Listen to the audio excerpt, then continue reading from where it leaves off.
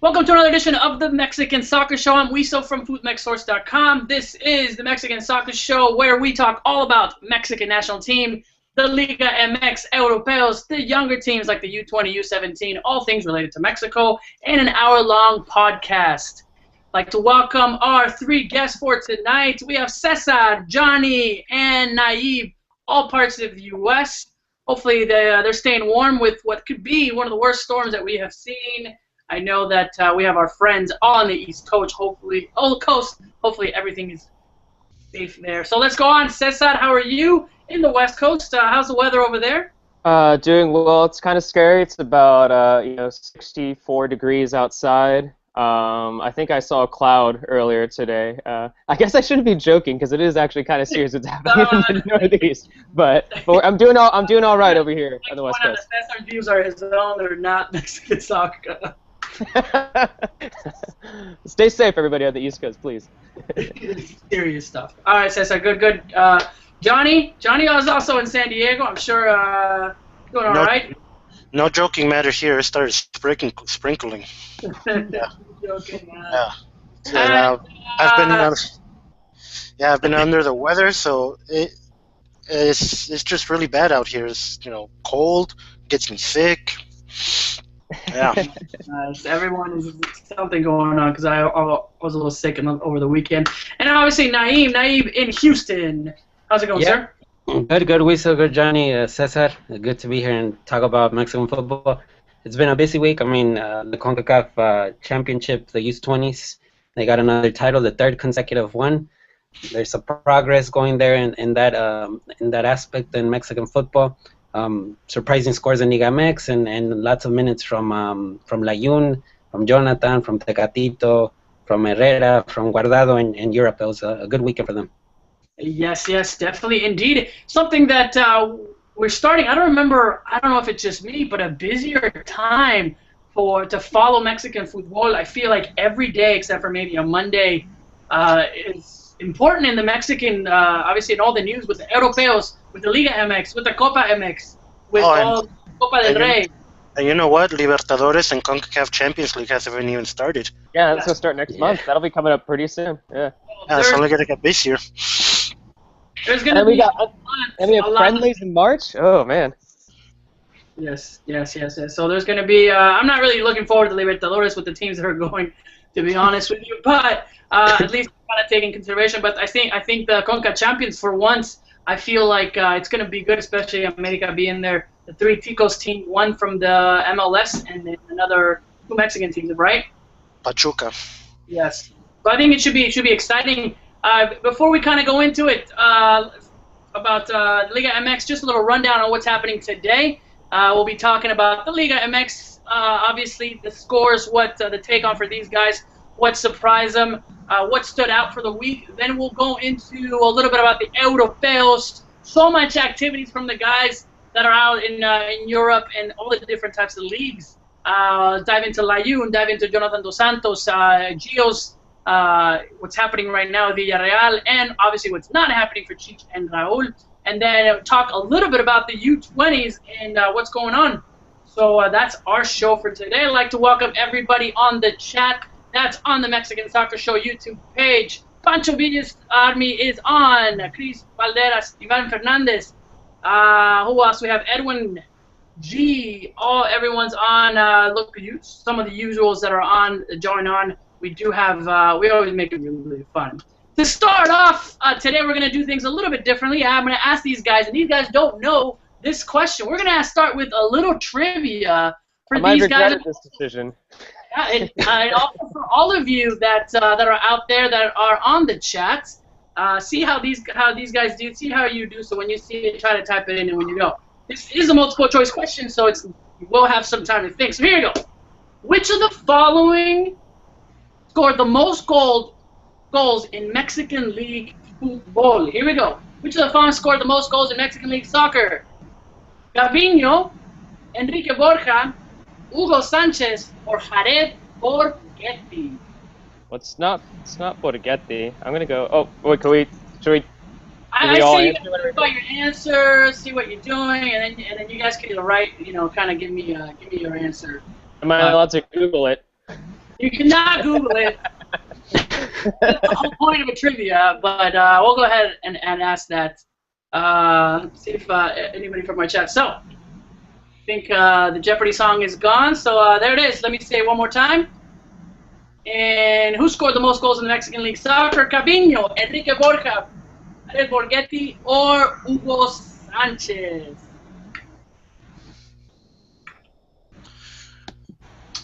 All right, time's up. Let's go with. I'm gonna take just a semi-educated guess and say Cabinho. All I'm right, gonna say Enrique Borja. I was thinking Cabinho the same. I was thinking Cabinho too. I don't think it's Sanchez or Borghetti. That's all I know. All right, and we're gonna have. Let's see. We do have a winner, ladies and gentlemen. Where's the? For once, we need a sound, and we're not getting the Google effects. Dang it. For once, we can't get our producer to give us some kind of nope, no sound. All right, here we go. The answer is Cabinho with 312 goals while playing in Mexico. All right, guys, good job. For you guys that already know that are in the chats, they're saying Cuauhtémoc Blanco, Bofo, not Lite Franco. No. Blanco's the highest scoring active player at the moment. I mean, I hope so at his age. No, he's the nobody active has more goals than Cuauhtémoc Blanco. Yeah. There you go. All right, well, good trivia. We'll try to do some kind of trivia. You test your knowledge and these guys' knowledge of what they know. So good job too. We should have a running score, and then maybe have to do something when somebody gets to 10 or something. That should be fun. All right, but let's get right into it. When I get to 10, we need to hear the America anthem in its entirety. Oh, good All lord! glorious 5 minutes. So do we just sit and just kind of shrug and have a conversation over, or just? No, you can sing along.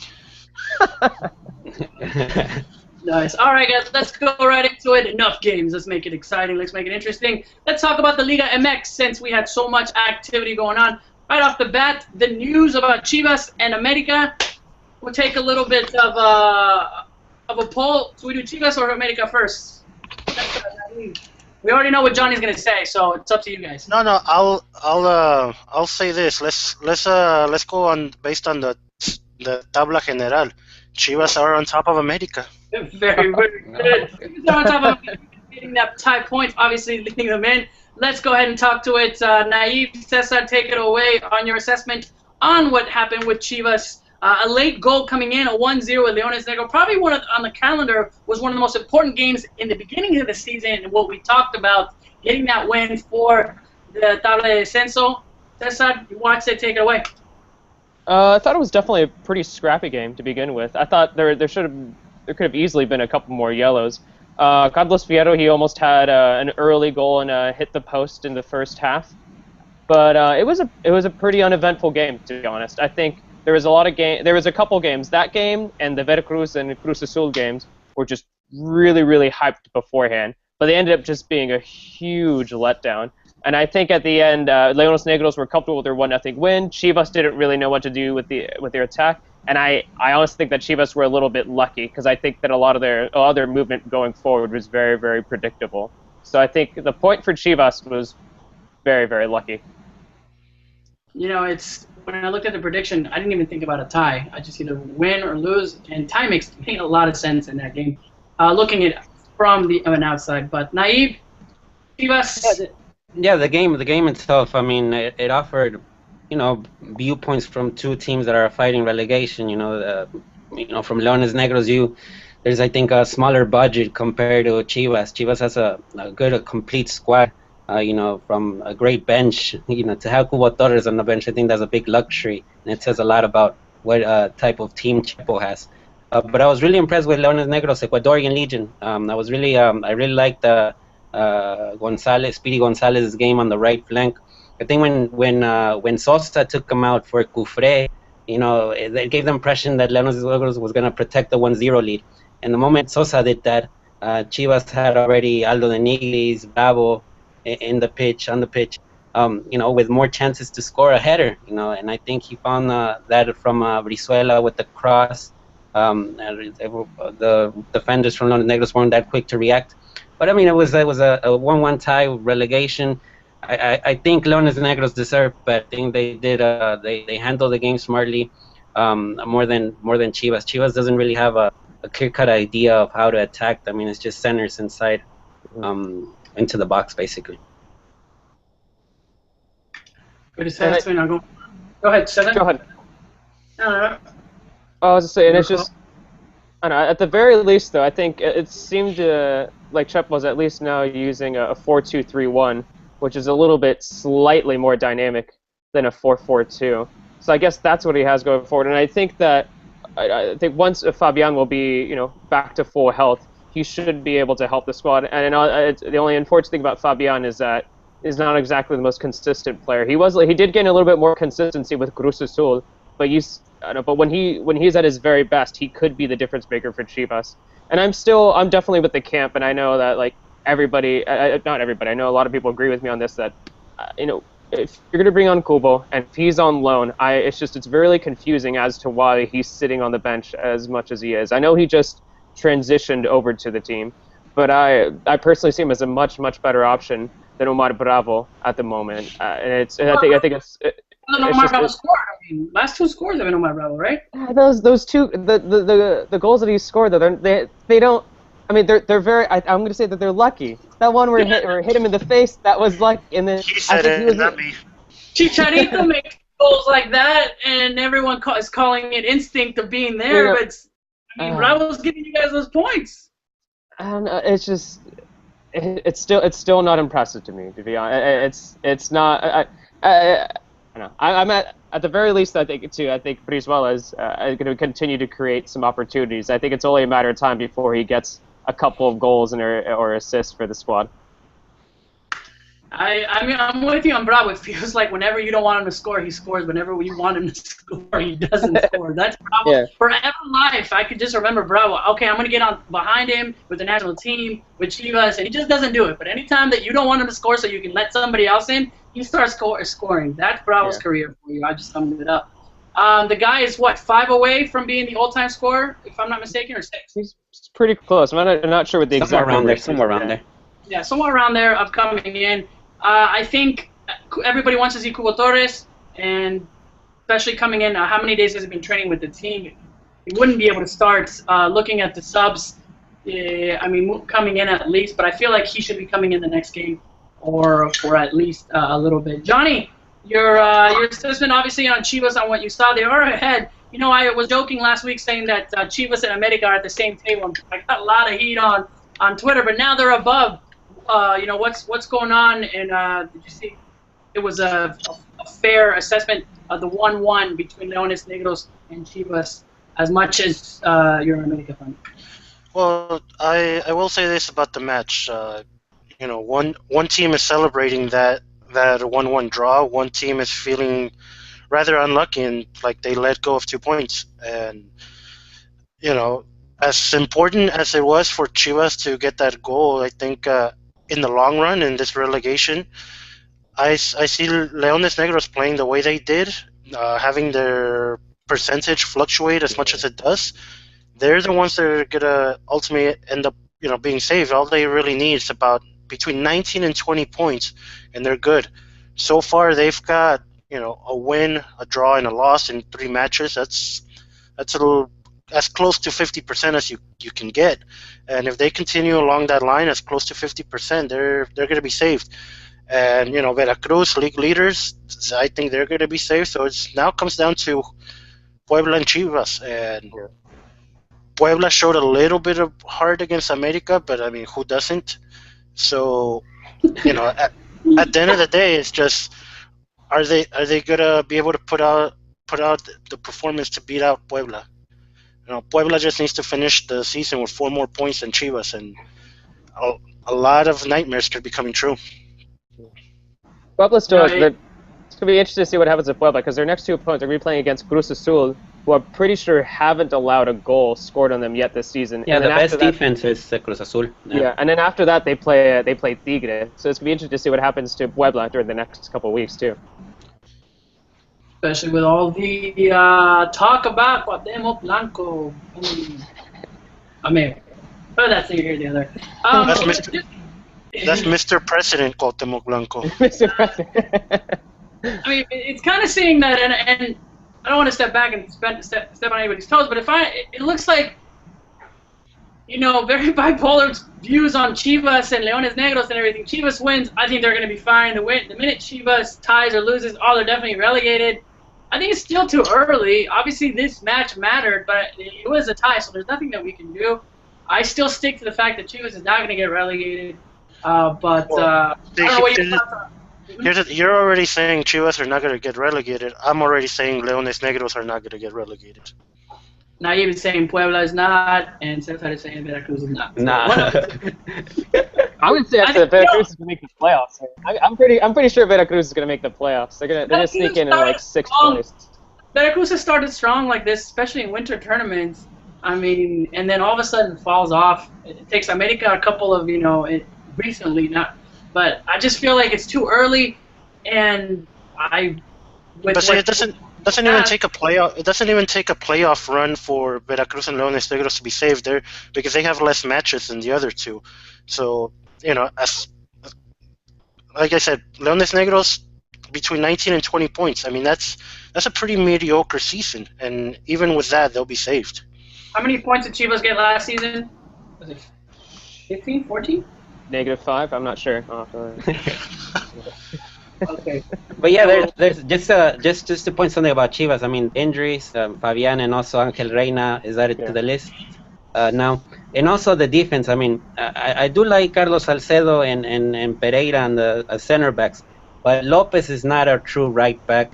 Yeah. And Salcedo, there was a lack of speed from Salcedo as left back. I mean, you could tell that from that side, that's where the goal originated for Leones Negros. I mean, there's a lot of quick players in Liga MX. They're gonna have a lot of fun with those two fullbacks that Chivas has right now. They're just not reliable right now. He's really inexperienced too. How old is he? Is he 21, 22? He's a really young guy.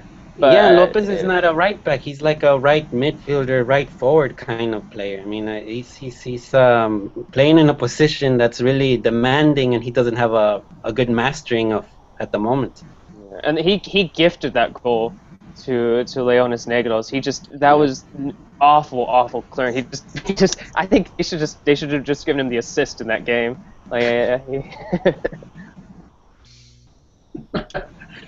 Also, for the next match, the U20 players are back with the team, right? So, even Lozano? Yeah, for Pachuca. For Pachuca, which are playing Chivas, so at home. So, I mean, looking at Pachuca not doing so great, we're kind of looking to see on the relegation table. So, just to go over the relegation table and to plug one of our dearest friends, Soccer Mexicana, that's Jason Marquez. He has a great article every week come out on Monday on Soccer Mexicana about the tabla de descenso, so if you ever have that. So we have Veracruz, 15th place, Leones Negros, 16th, Chivas, 17th, and Puebla right now being the team that gets relegated, if obviously we can. Anything else about Chivas, guys, on what you see, what obviously for next week, and the host Pachuca on Sunday. Pachuca coming up for the first win of the season, and obviously we'll be returning with the U20s like we said, but Chivas should be able to win that game. What do you think? I don't know. I say Pachuca wins that game. They're coming from a win this weekend. Pachuca is kind of getting more confidence. I mean, I think Eddie Gutierrez was the captain of the U20, and Irving Lozano. There were two important components of the U20 team, and they're probably going to start, and they're great players as well, and attack. I don't know. I'm going to say that because I think Chivas are going to have a little bit more pressure to do well, but I think in the end, Pachuca are the better team. But I think it's going to be another tie on that one. I'm going to go with a win for Chivas just because Tom Marshall is back in Guadalajara. It's gonna be good luck for them. Would probably be at that game. Would be good luck, or maybe that's why Chivas actually got a win. Oh, dude. Never thought All about right, that. our friend Tom Marshall, Mexico World Cup was England couldn't make it today. It was a little late for him since it is probably like 4 a.m. or 5 a.m. sometime over there. So he'll be joining us next week, but he sends his regards, as in good stuff, good stuff. All right, we'll go ahead and switch it up. For any more from Chivas, guys, we'll go on to the other team that's not winning and that's getting un poquito preocupados, los americanistas. But Johnny, take it away. I hear you call, obviously, Matosas, and I'm sure it's going to be named. You're going to bring him up onto why did we let go of Mohamed? But it's 3 games now. Are you satisfied? And is everything going to be okay with the Aguila? Well, I'm usually not the ones to say I told you so, but oh wait, I'm the kind of guy to say I told you so. So I'm telling everyone. I kind of ever since the Matosas to America was just a rumor. This was my biggest fear. That he was brought in to make America supposedly a more attacking team, and I don't see why that needed to be done. I think America had great balance throughout their team. They scored a lot of goals and they defended great. Now Matosas comes in, he sends out 4 forwards in his lineup. Two attacking wingers like Arroyo and Quintero, and 2 center strikers like Benedetto and Peralta. 1 attacking midfielder like Sambuesa, and just the 1 lonely defensive midfield that's Pellerano. And when you have that so much unbalanced in that midfield, opposing teams are just gonna eat you alive like Tijuana did. Tijuana just sat back and they enjoyed so many counterattacks. They made 1 count for the win. Puebla couldn't make their. They took control of the midfield. They held possession in the second half. They couldn't make it count, but that goes to show that's 2 straight games without scoring a goal for Matosas and his high-powered offense, and he just keeps his solution to this was take off a defender and throw in another attacking midfielder, more attacking bodies. He just keeps throwing more personnel up top, and that's not the solution. That's definitely not the solution. I hope he realizes this and starts pulling the team back a bit. No, I'm not going to be playing devil's advocate, but were you part of the millions of fans 3 weeks before the championship that wanted Mohamed out? Everybody that cried that even if the America won the Liga MX title, Mohamed needed to go? No, I was definitely not one of them. I was one screaming for him to stay. We could have definitely built a dynasty around Mohamed. The way Mohamed so coldly and calculatedly, he dominated the Liga MX from start to finish. I mean, since week 1, America were league leaders. Sure, it wasn't it wasn't racking up the 5-0 score lines that some want, but who really needs that? I was with Mohamed. You could have had a championship team for the next 2-3 years. That's 6 seasons. Johnny, you would have liked to not beat Chivas for the next 4 years. That's Mohamed. Chivas don't want to be Chivas. Oh my God! I was feeling there. Pumas, Chivas, any of the big games Mohamed needed to win. You're saying that yes, they won. I think their first 6-7 games. After that, they were stagnant. And you said, I mean, come on, they were not playing. They were getting beat. They weren't winning on the teams. They did beat out. I still feel halfway through the last season, I did criticize Mohamed, but towards changes that Mohamed needed to do, and which every weekend. You know what? Right now, I'd offer Mohamed his job back, and whatever trips to Argentina he needs. If he needs 2 days a week to go to Argentina. As long as you get that title, good.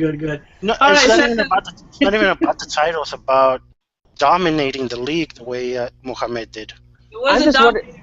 You couldn't beat your rivals, Johnny, or Pumas, or anybody. Tell me when did America not sleep in first place? Yes, because they won the first time, but at the same time, you weren't dominating when You're not beating, like I said, you weren't beating Chivas, you weren't beating Pumas, you weren't beating Cruz Azul. Those big teams you needed to beat. But at no point was a team better than America. Right now, Veracruz is better than America. That just shows how horrible the team is. Cruz Azul, Cruz Azul, who play pretty boring stuff, are better than America. Let's hope Jason don't watch it. Cesar naive. Talk about America. I think they added a lot of they added a new coach and a lot of new attacking players. Me personally, as much as I don't want to see them succeed, I think it's only a matter of time before they find some sort of way to all work together, understand the tactics that Matos is trying to give them, and I think they're going to find some success. I think it was kind of like naive for us to not naive, but naive for us to assume that that they were immediately going to have an impact after getting a new coach and a bunch of new attacking players. I think it's just going to take them. It might be another 2 or 3 weeks, or maybe even a month. But I think they're eventually going to find some wins. And to go on a little bit of a tangent, I wonder how, Johnny was saying that we're about how people were unhappy with Turco. I wonder how people are going to react. Because Turco was criticized. He wasn't playing they wanted him to play. But he still won a title. How is Matosas going to be, if this continues where he has, subpar performances? How are people going to react to this? How are the fans going to react to this? Especially considering the fact that Turco was just taken out, just for, a style of play that they did not like. And I asked this very question before Matosas got hired. Look at how Matosas won his league titles with León. Clawing into eighth place by the skin of their teeth. Are Americanistas going to be happy, having America fight for a playoff spot?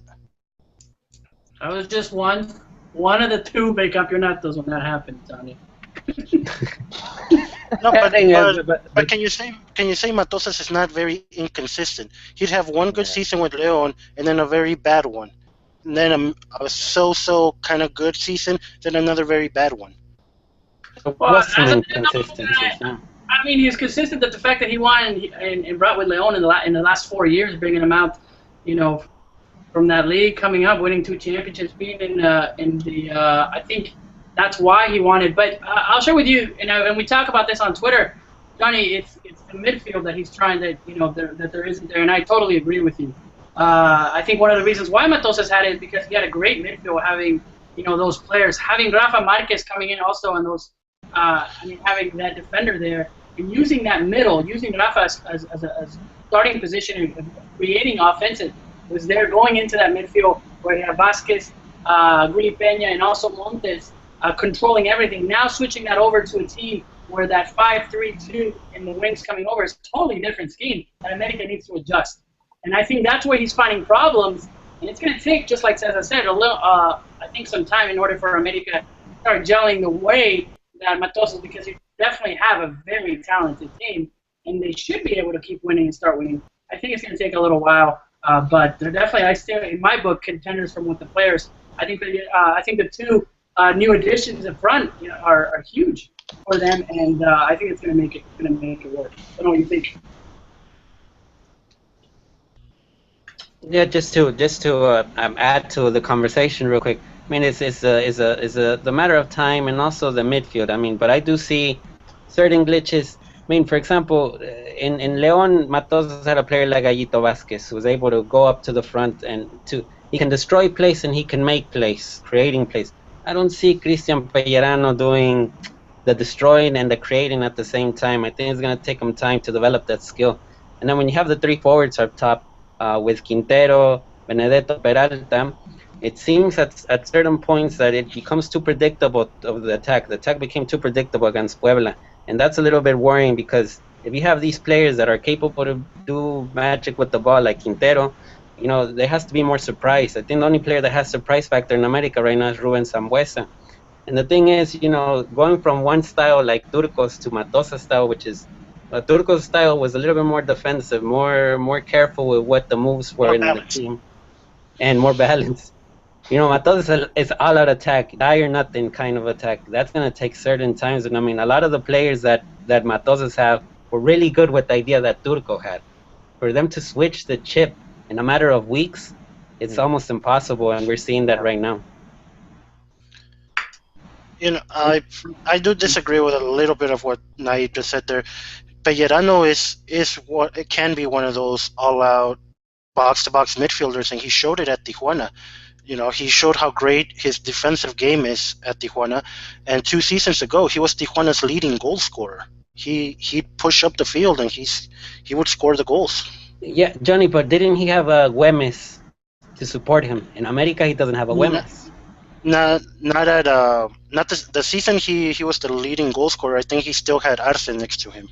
Arce, well, imagine Arce having Arce behind your back when you go out and attack. That's important. In America, Arroyo and Sambuesa are not those type of players that can give a kind of a cushion to Pellerano. See, I think a player like Quintero is just a luxury that America has because it has because of its financial abilities. It has, but I see Quintero as a luxury, not a need. I think we could have better used Molina still on the team than what we're using Quintero.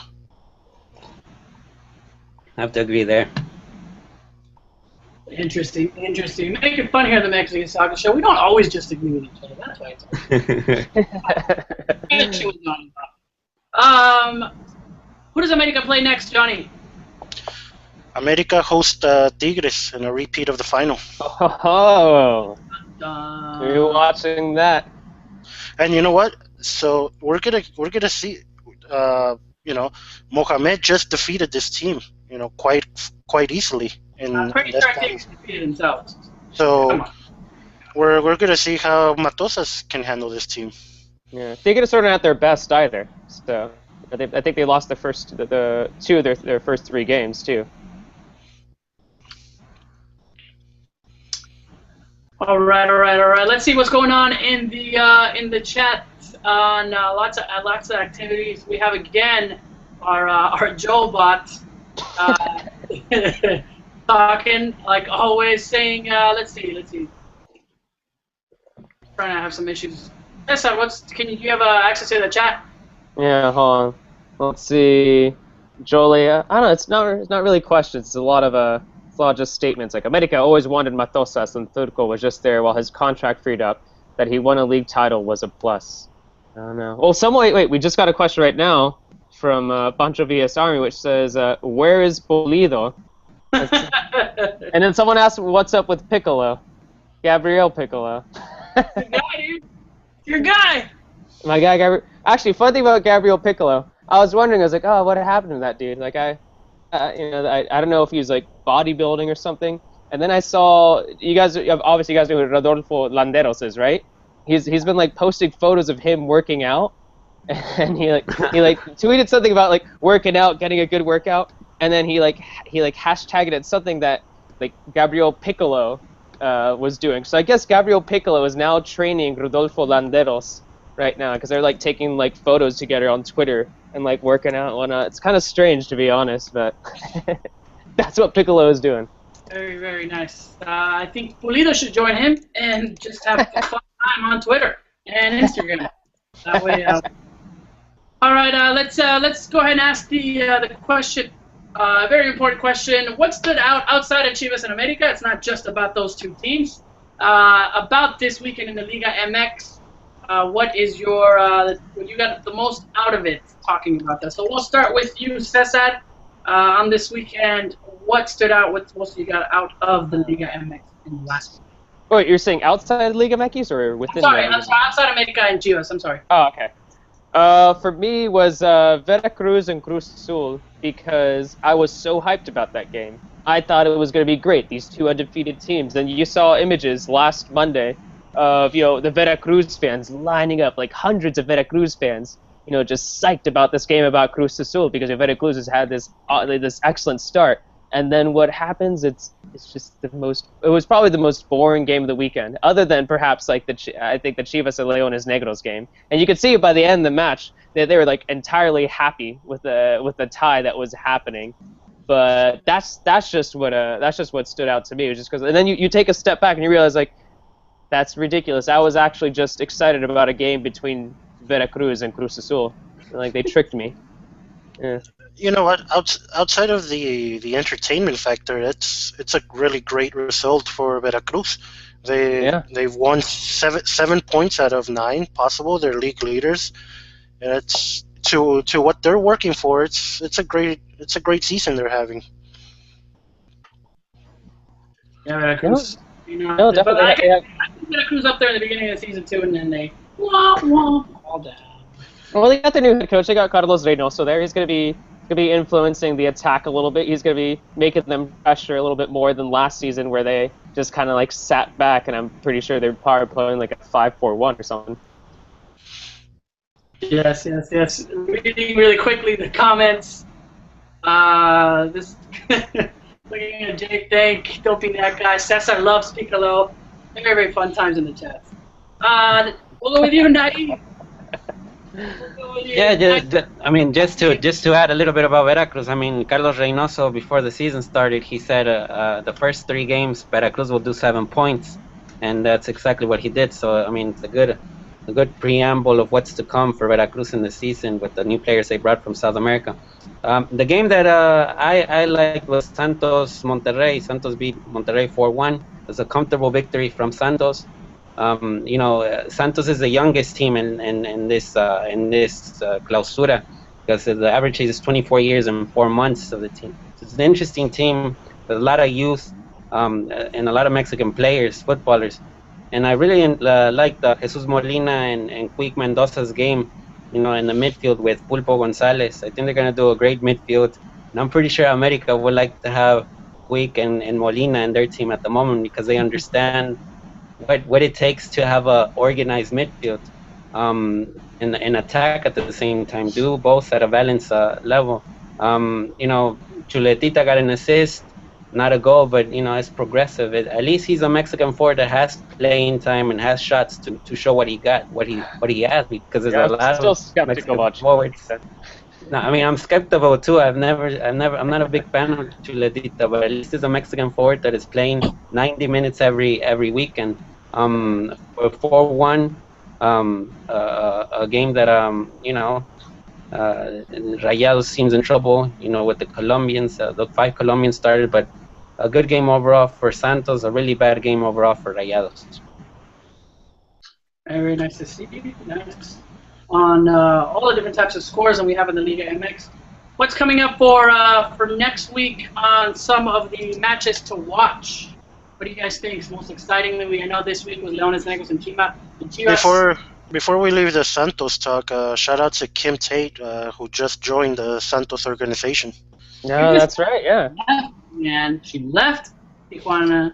Now she's in Torreon. Yeah.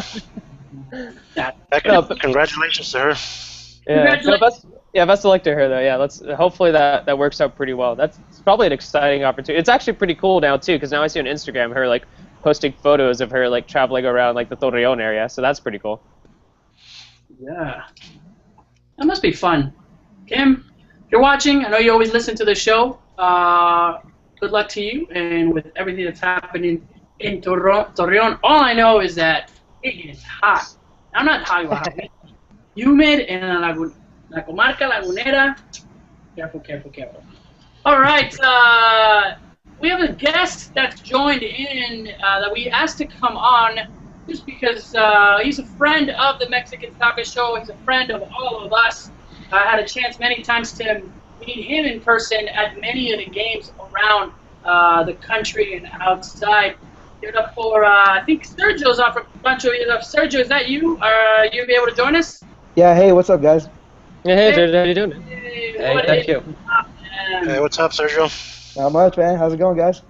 Doing well. Just talking football, man. It's a regular Monday night here at the Mexican Soccer Show. A little bit, if you don't know about Sergio, he is in charge of Pancho Villa's Army, probably the largest. You know what?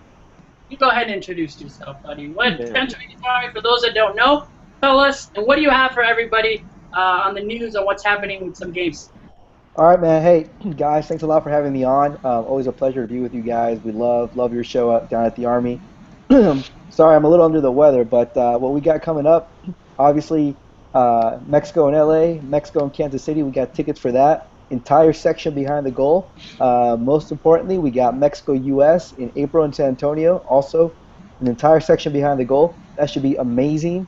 And every Gold Cup game that Mexico will play, we will have tickets for those games too. But the important one right now, because of the time constraints, is the Mexico-US game.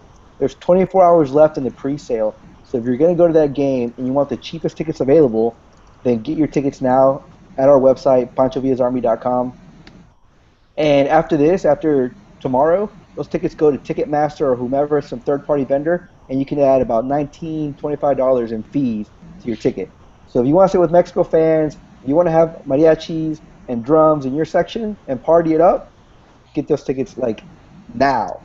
So on those, really quick, Sergio, on those, I mean, it's just a gathering of everybody of supporters in San Antonio. So when everybody gets it, I mean, that way, kind of like what the U.S. national team kind of does with their fans army and all these other, right? I mean, that's right. Yeah, we're just a bunch of guys. We love Mexican soccer. We love to have a couple drinks, and we're gonna get together, root on el Tri. I can't really reveal too much, but there might be a double-decker party bus making its way to the stadium at the Alamo Dome. I'm just saying. I'm going now. So, I'm hanging out with you guys. So if you're there might be a double-decker party bus headed to the Alamo Dome. So it'll be pretty cool, trust me. nice. I know that I've gotten a chance to meet you, and obviously these guys do it up at the tailgating if it's possible. Then at the game, loudest, have giant banners, and it's always safe, it's fun, and you always have that party. So Sergio, I know that you're doing a lot, and you're traveling a lot to the games, especially I know the Copa Oro and what's coming up. But we obviously appreciate all that you do with getting fans together. Cesar, Naive, or Johnny, any questions, Sergio, on the awesome Pancho Villa's Army and the group gathering? So I signed up about 3 years ago, and I don't think I ever got my membership card. Where is it? I'll send it to you ASAP. I gotta check the records. All right, well, Sergio, always fun joining in, and keep us posted on obviously all the activities that you guys have. So thank you for coming on. I know this spot. I know that you're a busy man. So hopefully we'll see you at least in LA. I'll definitely be in the San Antonio game, but get a chance to hang out with you guys again. Yeah, we'll definitely do it up. All right, later, guys. Thank you. Thanks, All right, guys. Yeah. Thank you, Sergio. All right, guys. Always fun. Get to hang out with them. Definitely go into it with Pancho Villa's Army and their website. Really easy to get those tickets and get them cheap too, because they do go up. So I've seen them. All right, guys. Let's switch it up and talk about the Europeos a lot. And we were mentioning it at the beginning of the show how it feels like every day someone's playing, and we're able to see them. But something I like to bring up something really quickly. Something that we're not used to seeing is just not following certain players online or on Twitter or getting a feed. This weekend, Miguel Layún at Watford. I couldn't find a whole stream. I think Cesar and I were tuning back to each other. We were watching it on Twitter. The only ones that could was, I think, Eric Gomez. Eric Gomez with his private feed. With his Fox Powers, Rupert Murdoch himself came down and showed him like a live feed and just like was probably giving him I don't know, like somehow like free like Fox sandwiches or something. I have no clue. He was able to watch the game and see that. So let's talk about what's going on. I think a team like Watford, I think we're gonna establish that we might not be able to see some of those games. How's Piojo seeing those games? It's one of the questions that I got, especially what he's doing. But obviously doing well. Got a chance to talk to some of the fans through Twitter, and that they're excited. They're seeing the big signing that is there, and he's already making a big difference. I think this is his third assist from the goal, and it almost looked like he could have just ran in that goal, that the assist, and shot it himself, but he had his teammate open. So what do you guys as his thoughts? I mean, he's getting the playing time, right? We did criticize him for where he's going. I know now you've talked a lot about his movement afterwards with the owner, but how do you see Layún, and how do you see his games? No, I mean, I usually follow his games on BBC or Sky Sports, the game tracker basically in the descriptions. That's how I've been watching his games. But the last two games, I mean, against Blackpool 7-2, against Charlton 5-0, I mean, those are high scores for a team. I mean, it seems that it's really electrifying Watford team. They're currently in 6th place. Next Friday they play against the 1st place in the championship, Bournemouth. I mean, I think that's going to be a huge test for Watford. But what I see right now, I mean, he's enjoying himself. I mean, he puts on Instagram pictures of snow and videos of snow and whatsoever. It's a new lifestyle for him. He's perfecting his English that he already had in Mexico, and now he's putting it into use over there at Watford. More Mexican fans are knowing about the team, of course, by him sending messages on Twitter in Spanish and so forth. But I mean, overall, it's a good move for him because he's playing, and it's a competitive league. I mean, I think it's physical. I think Tom said it pretty well last week of how competitive the championship really is for a player's growth. And then from there, he'll probably move on to another club. But for now, hopefully he can help Watford reach the Premier League, which would be huge for the Pozo family if that is the case. I think you said it right there, naive in the competitiveness. Maybe it's not the best teams that are playing, but it's the style and the level that are playing. That's something that our players are not accustomed to, playing that fast and that physical football that is played in England and in those types of teams. So getting the experience when we do go against those type of teams that are a lot faster, a lot physical, we have players that have played there. So great point. Cesar, I don't know you follow the Europeos, I'm sorry, Johnny. Cesar, kind of what's going on with Layun and anybody else that you're seeing that's important going on? I mean, right now, I think if we're going to talk about the performances from the weekend, I think a good thing to bring up is Tecatito. Twente just come back from the Eredivisie. I think it was a few weeks ago, and it just into the second game of the season. Tecatito is already scoring for Twente. So I think that's the very, very important for not only the squad, for him as well. And I think it's going to be interesting to see what role he has with the national team right now, because at this moment we're utilizing kind of a like a 5-3-2 formation, and I wonder about a player like Tecatito who really, to me, truly stands out. And I see that in some of the I do the top 25 rankings that we do every month, and I see Tecatito rated pretty high consistently. So what do we do with a player like Tecatito who would not perhaps fit in really well within that midfield formation? But anyway, that was a little bit of a tangent. But I would just Tecatito, I think he's a player to consider and a player to to watch that from over the weekend. Good. Just chat about Tecatito. I mean, the position that he has in Twente sometimes is really like left, right, forward. But in El Tri, he's considered a right midfielder in that 5-3-2. I mean, I think if we remember the game against the Netherlands in Amsterdam, I mean, it was effective. I think he's able to kind of become that midfielder. Of course, it's going to take time because he's not used to it. He doesn't play it in Twente that often. But the quality is there. I think he's so quick. He's becoming more smart tactically, and that will benefit in the long run. Yeah. Definitely. Moving on, the other Europeos having a great week. Jonathan Dos Santos, you're obviously following that. You've been in there in the Spain atmosphere, especially during the Copa del Rey.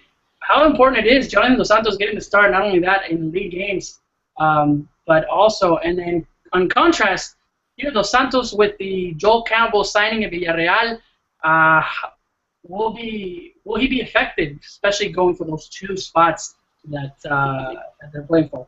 Yeah, I mean, good question. We saw the Joel Campbell because today I had a chance to chat with Xavi Sidro, who's one of the chief of sports in Radio Castellón in Villarreal. He knows everything about Villarreal. He's always in the press conference in the stadium and everything. And I asked him straight up, will Joel Campbell affect Gio's playing time? And Xavi told me not whatsoever. That's a big no, he told me. Because in Villarreal, Marcelino plays a 4-4-2 basically. And Joel Campbell will compete for one of those right midfield positions where Jonathan plays, tied to the wing. But, what Jonathan offers is more control, more possession. What Joel Campbell will offer is explosiveness. And I think considering that Villarreal is in 3 tournaments, Joel Campbell will have his share of minutes, but it will not affect Giovanni because in Marcelino Garcia Toral's 4-4-2, there are 4 forwards for those 2 forward positions: Uche, Giovanni, Vieto, and Gerard Moreno, which are excellent forwards. So Joel Campbell will not affect Giovanni's playing time.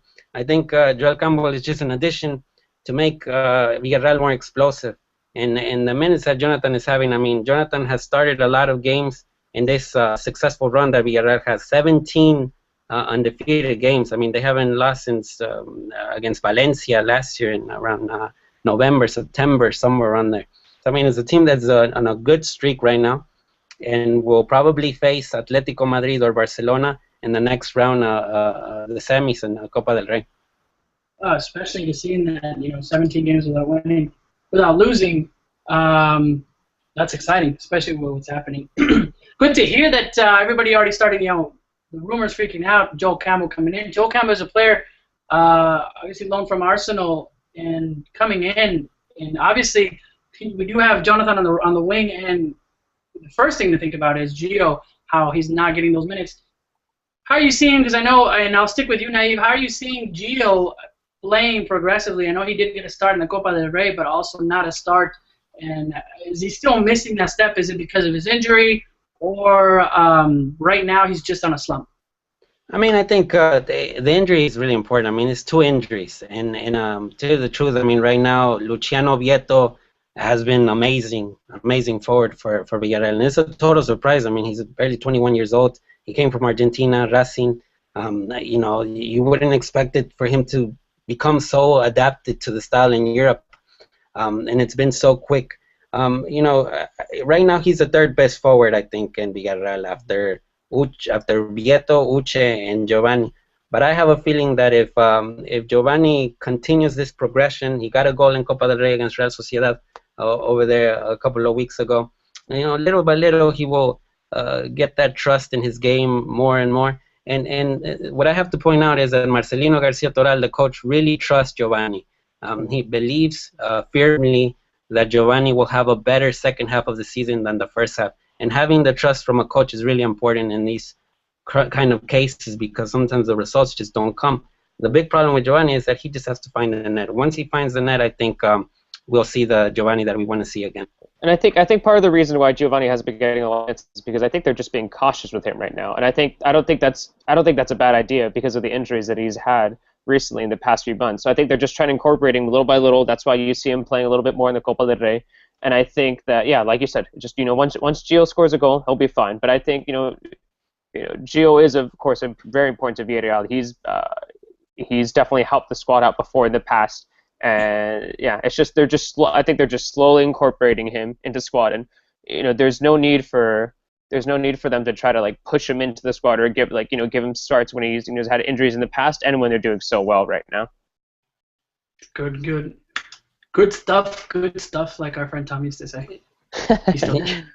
No, just real quick before we saw. I mean, it's 3 competitions. Villarreal is in Copa del Rey, La Liga, and Europa League, and they have a good shot of going deep in those 3 tournaments. I mean, I think if Villarreal prepares itself for this run in Europa League, they could be one of the semi-finalists in the tournament. I'm pretty sure the squad is just really good right now.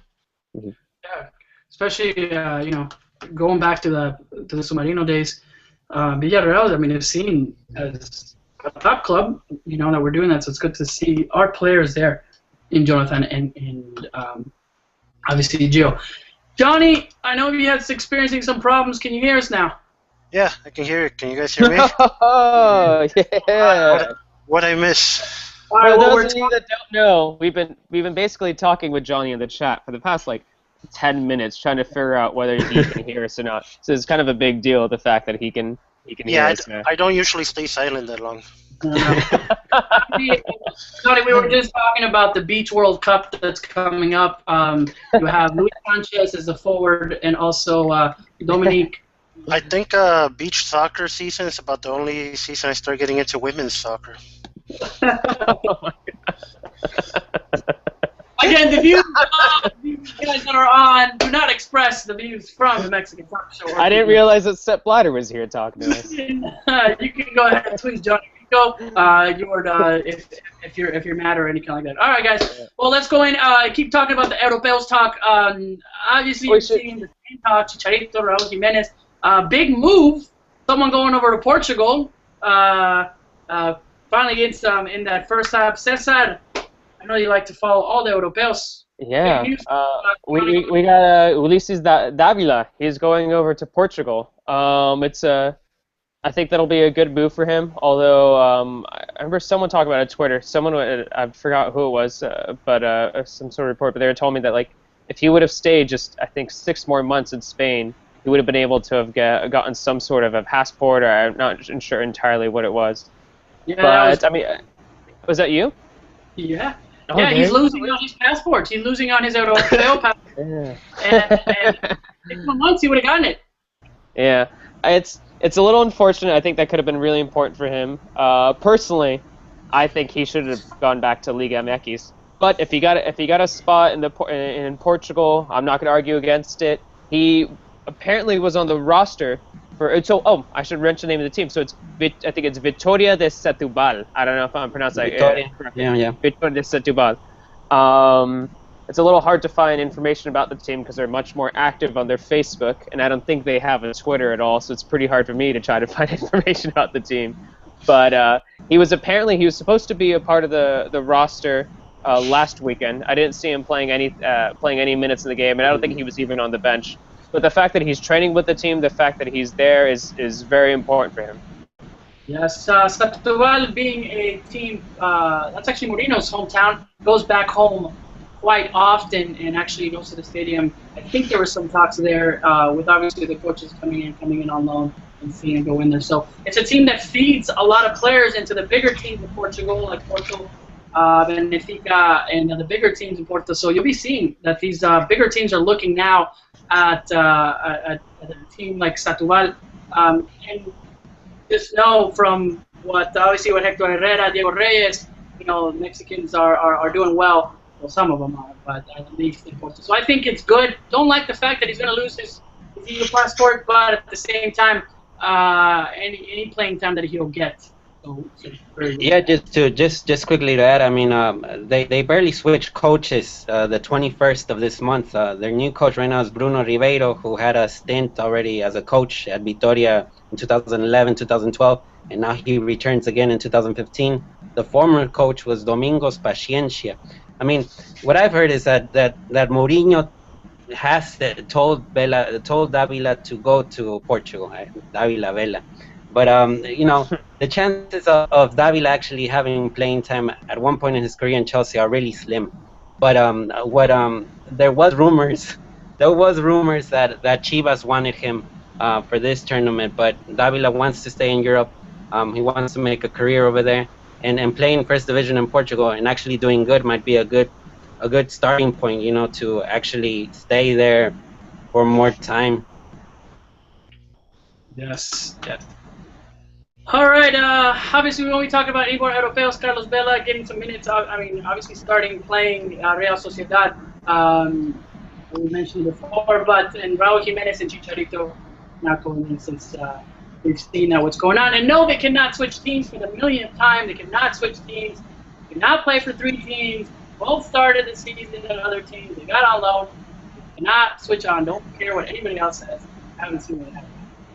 All right, before we lose in the Europeos and we finish the show, U20s.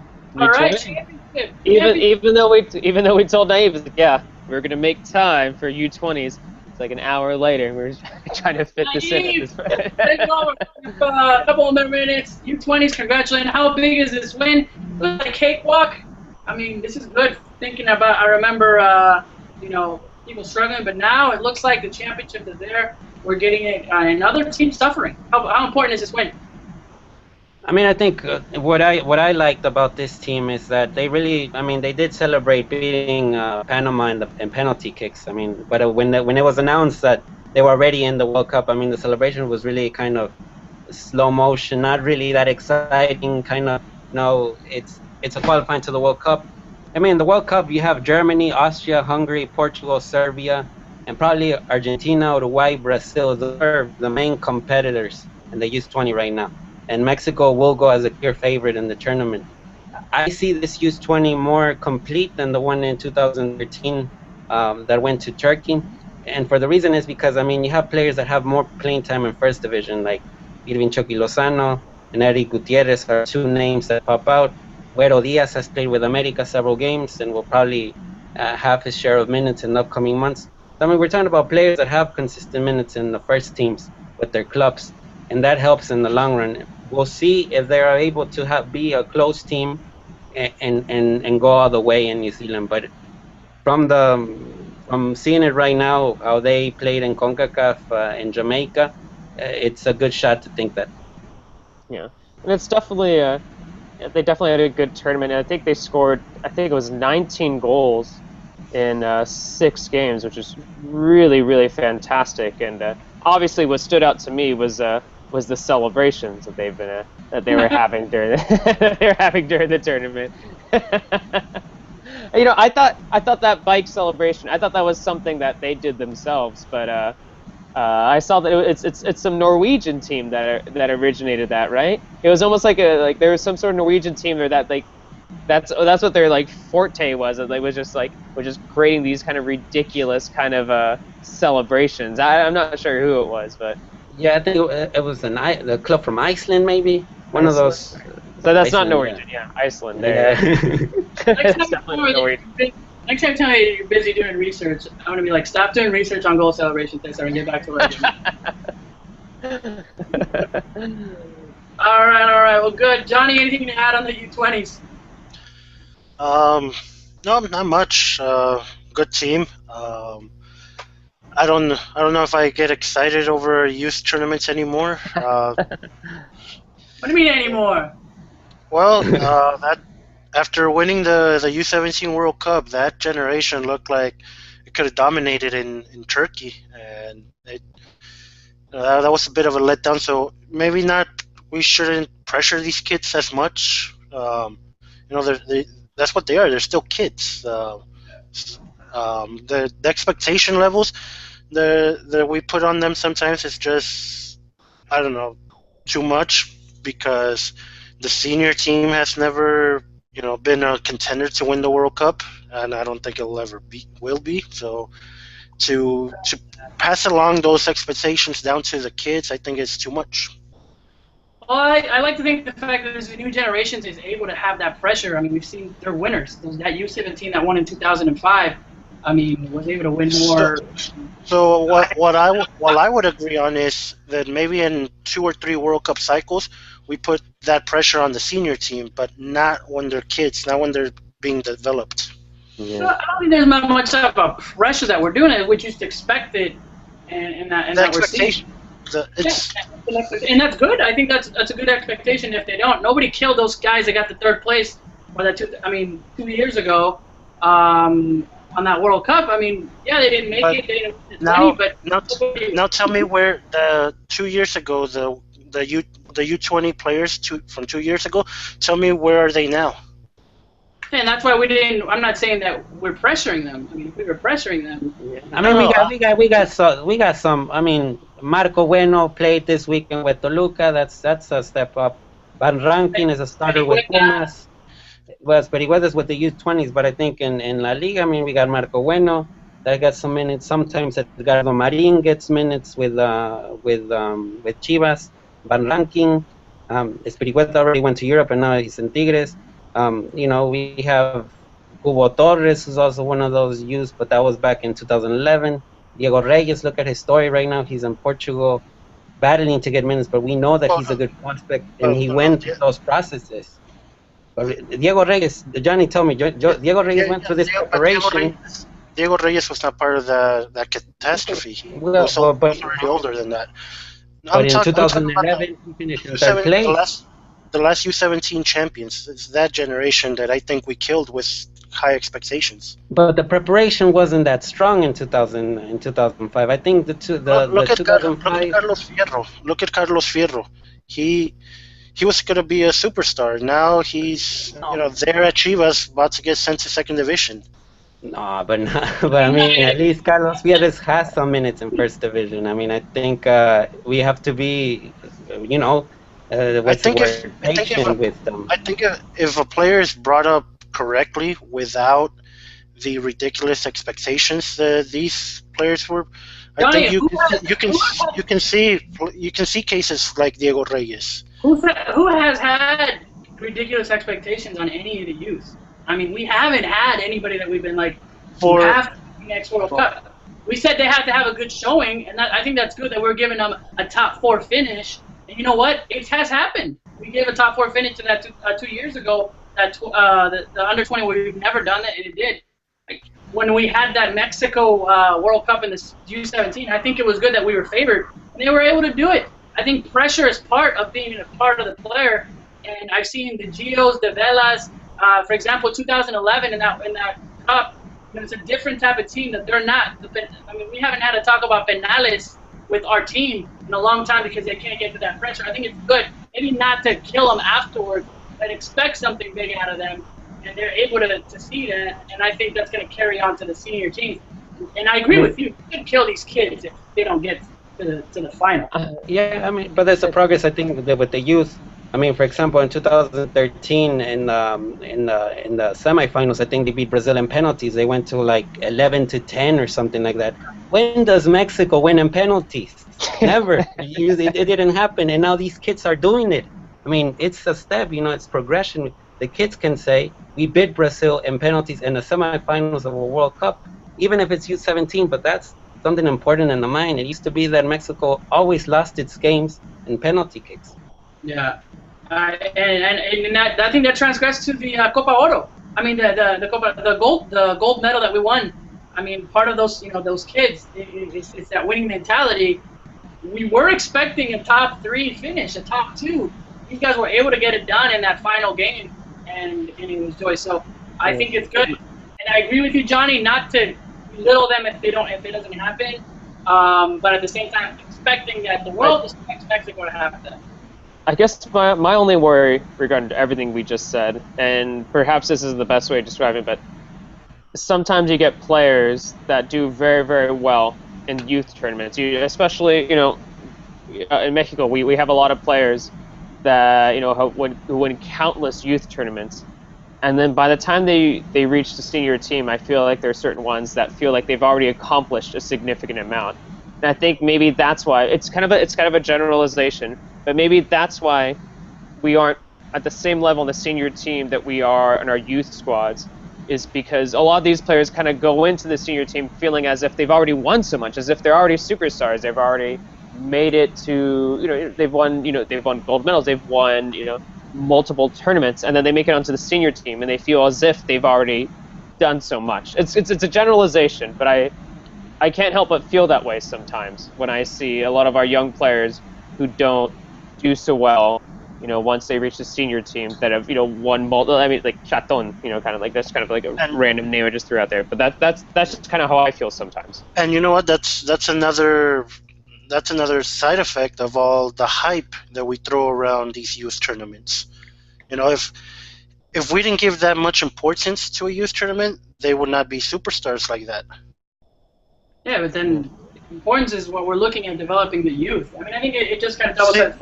But see, in the months before U20 World Cup, I'm not throwing much hype around it. I'll catch a few games of it. I'll catch the Mexico games, but whatever outcome it is, whatever, I don't put expectations. I don't build it up the way a real World Cup is built up, because you get those results of either you put too much expectations and the pressure becomes too much, or they do accomplish the trophy and then it gets blown up like if it's some huge accomplishment where they should be rock stars. No, and I don't think anybody expected Julio Gomez to go and be something big ever. I love the kid. No. I mean, come on. We knew that he was only good at that age, and that's it. And his backflips, someone thought someone, especially Marco Bueno, thought they were going to be a superstar with a Liverpool contract. Somebody hyped it up to him. Yeah. Those are promotores, I think. The thing about youth teams right now, a point that I want to bring up, the way that Spain won its World Cup, look at how they went progressively with youth teams. Iniesta, Casillas, Sergio Ramos, all these, they played together since they were 15. And when it came the big moment to finally do the big World Cup in 2010, they've been together for a long time. And I think that's what's important with youth teams, is trying to build this kind of union with certain players. I'm not saying 15 of them, but at least 10 good players, and take them in a progress and see what they can do in the World Cup. And right now, when Nestor de la Torre made this big project a couple of years ago, he set 2018 as the mark. Let's see if they can actually progress out of that. We're talking about players that already won gold medals, that went into semifinals and U20 World Cups. It's a whole progress. But I do agree, Johnny, that sometimes they get overhyped. And but I think having those ideals set in at a early age of winning mentality is important, especially against how competitive soccer is around the world with other teams that have more resources than Mexico. Yeah, I look at Brazil trying to win that gold medal. Look at other teams that are trying to do that, and that we're seeing that. So I'm not saying, and I agree with you, Johnny. I don't think we should kill these kids if that doesn't happen. But I think as a fan, taking it out as a fan, they're going to tune in that U17 now. They're going to look at the U20 World Cup TV ratings and everything. Why? Because anything Mexico competitively, look at the Miss Universe yesterday. It doesn't matter. You add Mexico to any competition, we're going to watch it. Doesn't matter if it's tennis or golf or track, it's going to happen. And especially if we're good at it. Taekwondo, diving in the Olympics, you're sitting there, all right, yeah, we should get that gold. And I guess that's true. There's that one person who's really, really good at racquetball who Medio Tiempo was all about. Like everybody is all about that one girl. She's like the best racquetball player in the world. It's like, who cares? Like who cares about racquetball? All of a sudden, we're about to win the racquetball championship. You're gonna see a bunch of people out there with their racquetball. Hey, we're the best racquetball in the world. By the way, racquetball is great. I love racquetball. All right, guys, we went a little bit over. Go ahead. Go ahead. I have an issue with racquetball because I used to play handball in high school, which is basically the same game without the rackets. You just use your bare hands. It's poor man's racquetball. I played both. They're both pretty fun. Yeah. Some around where I grew up called that cholo ball. Cholo ball. All right, guys, it was been fun. I know we went a little bit over. Thanks to everybody that's still on the chat. Keep going. The chat is fun. Look up everyone that's talking. But thank you for being on. Cesar, Naive, and Johnny, thanks again for joining on. I know it's late. Yeah. Any last words? Yeah, sure. Someone asked a question about the best michelada recipe. Look at my Twitter. I put up my best michelada recipe, and let's see. That's about it. Someone asked. Actually, my editor from ESPN asked me if Tom is ever coming back, and I told him that Tom is probably never coming back after the recent FA Cup stuff. That's all I have to say. Nice. Hope you get better, man. And Naive, hope the weather isn't as bad. I'll be this week. The Super Bowl is in town. I have an office.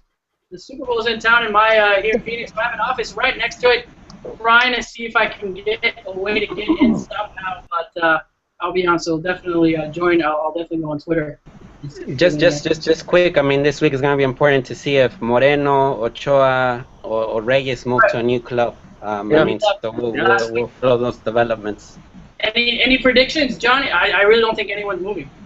I don't think anyone's moving. Maybe Reyes. I'd say if I have to pick someone, I say Reyes will move. Maybe Reyes too. But then I heard that some clubs have seen him as being a little too expensive. I think Anderlecht were really interested in him, but someone from Anderlecht said that he was a little bit more expensive than they thought he would be. But hopefully, yeah. Good. All right, guys. Well, have a good night. Stay safe, and thank you all for watching. We'll see you guys on another episode of the Mexican Soccer Show. Mondays, usually at 7 p.m. Pacific time, unless we have to have some kind of satellite midnight call. That's in England. We should be coming back. Thanks to all. Have a good night. All right, have a good night.